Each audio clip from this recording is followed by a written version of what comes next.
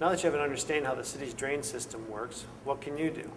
Well, for this video, we've compiled the most basic issues Hazel Park faces in watershed protection. We filmed something for each season of Michigan to show that watershed protection is a year-round effort.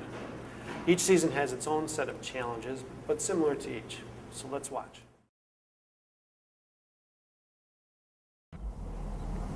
For this segment of the video, we want to talk about how fall in Hazel Park can affect the watershed. Fall is the time of year where we're ending our outdoor activities and begin preparing for winter. Our gardens have died back and the leaves have fallen, and now we all begin the chore of cleaning our yards. Now, this debris, if left unattended, has a chance of entering the city's storm sewer system and then onto the watershed. This debris contains many nutrients that will act as a food supply for undesirable organisms in the watershed that will be harmful to plant and aquatic life. So how do we combat this? Many of us will rake the leaves and place them into brown paper bags and set them out on garbage day for removal. Others will simply use their lawnmowers and create mulch to continue feeding these nutrients back into their lawns for the long winter. Some people actually have compost barrels in their yard, and they'll place this debris into those barrels, and next spring they'll have a steady supply of compost. And many of us will take the opportunity of fall to winterize our summer equipment. To do so, we may have to change many fluids in different equipment. These fluids are hazardous to just about everything in the environment. Please be responsible in disposing of this correctly. So you can see that fall is an important time of the year as any other for protecting the watershed.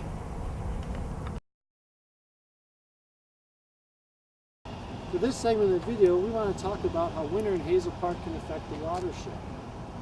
Winters in Michigan tend to be very long, and most of us stay indoors away from the cold, while some of us will adventure out and enjoy the activities winter has to offer, like snowmobiling and ice fishing. But because we're not outside cutting our grass and enjoying outside activities the warm weather has to offer, doesn't mean we get to forget about watershed protection.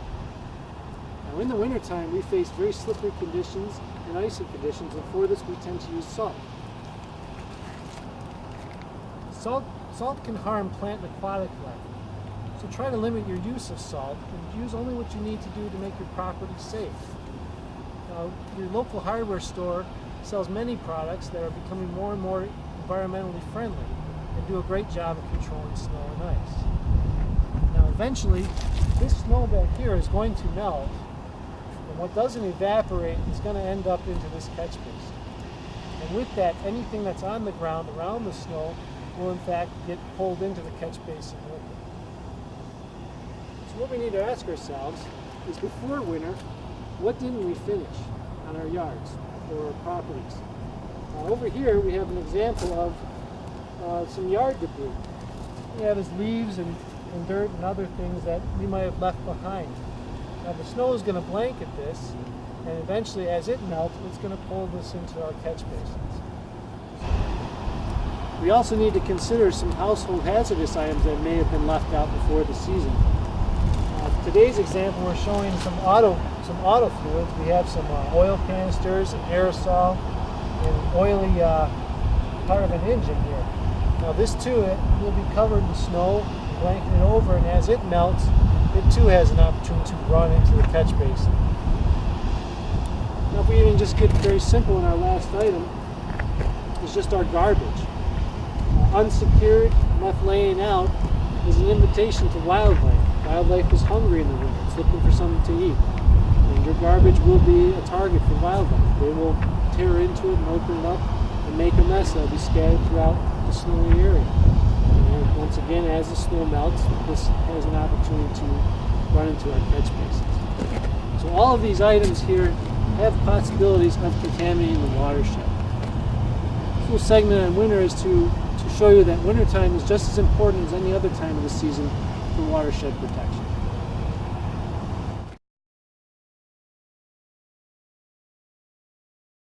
For this segment of the video, we want to talk about how spring in Hazel Park can affect the watershed.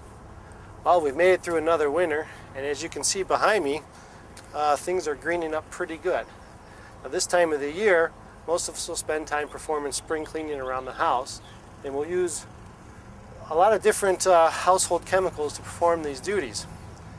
These chemicals can be harmful to the environment, so proper disposal is very important. So just check the labels on these chemicals to see how they should be disposed of. If you have questions on chemical disposals, you can visit the city's website or stop by City Hall in the Watershed display and pick up this pamphlet. It'll have information on how to dispose of household chemicals. Now that spring's here, we're probably going to spend a little time tuning up our yards.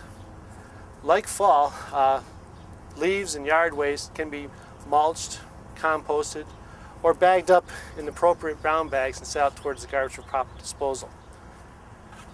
Also, we're probably going to spend some time tuning up our lawn equipment, such as our mowers and our weed whackers. We may do some basic maintenance, changing some fluids, and remember that these fluids are hazardous to just about everything in the environment. So again, proper disposal, very important. If anybody's like me, this is the time of the year we like to fertilize and kill weeds. If you choose to use fertilizers from a hopper such as this, it's going to be a granular. Please remember to sweep these fertilizers off the sidewalks, driveways, and the streets, and not allow them to be blown around and end up in our catch basins. If you choose to use a liquid fertilizer, try not to spray anything that won't absorb it. Sidewalks, driveways will not absorb this chemical, and it too can wash down to the catch basins. The last item we want to cover for spring is pet waste. Now that we have this nice weather, we're going to be out walking our pets, and their waste contains high levels of E. coli. If left unattended, this waste can end up in our catch basins, causing a high E. coli count in the watershed. This high E. coli count has been a great contributor to closing the many beaches in the state of Michigan. So as you can see, springtime has its own set of challenges for watershed protection. For this segment of the video, we want to talk about how summertime in Hazel Park can affect the watershed. Well, the weather's getting hotter and it's getting drier. Rain is less frequent, so we tend to use more water to maintain our lawns, gardens, swimming pools, various outdoor activities, and chores. The important thing is too much water can cause water runoff. So as you water your gardens and your lawns, use what can be absorbed by the gardens and lawns and not wasted running down driveways, sidewalks, and streets. As that happens, contaminants on the ground have a chance to be rinsed into a catch basin. And we're going to show you an example of water runoff by sudsing up this truck. Now, we don't, at the city, do this in open areas. We have areas in our building designed to wash vehicles. Those areas have drainage systems that are separated with eco-friendly products we use to keep ourselves from contaminating the environment. So let's show you this quick example here.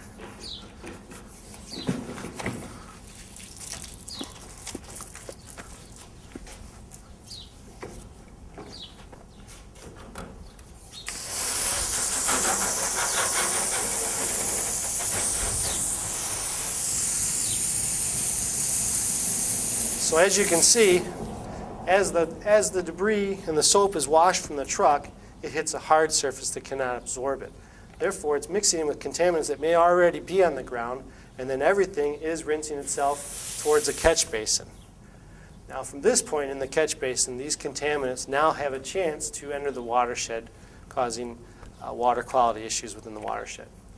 So you can see that summertime is another important season for protecting the watershed. Now that you understand the challenges the city of Hazel Park faces in watershed protection, we can all do our part to protect the watershed. For more information, you can visit our display at City Hall or the following websites.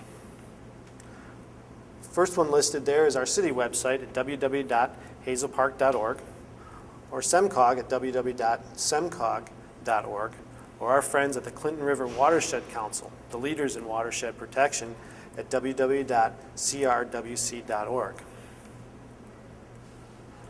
Before we close out this video, there's one more thing I'd like to share with you. This is the end result of all of our efforts, protecting this very important natural resource.